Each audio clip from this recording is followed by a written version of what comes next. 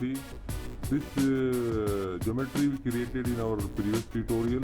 So let's see what is rotate entity. Just expand this arrow key and select rotate entity.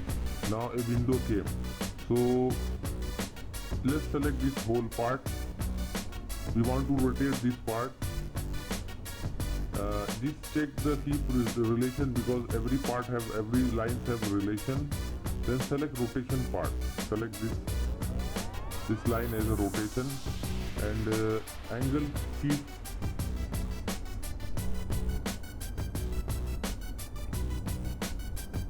See, it is rotated here 180 degree, or let's keep 270 degree.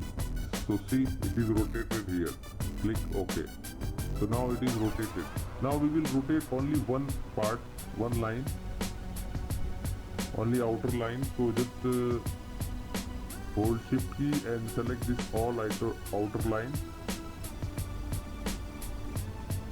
OK.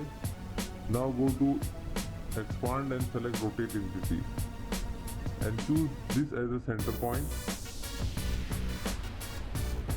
and rotate up to the previous 290 degree.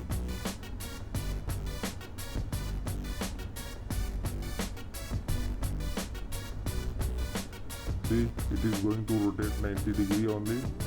Select OK. See, only outer part rotated up to 90 degree. So this is very easy and very useful tool. Now we will rotate the whole geometry. So just select rotate entity and select whole geometry. Now all geometry is selected. Keep rotation. Select the point and select this point. Okay, and rotate 180 degree.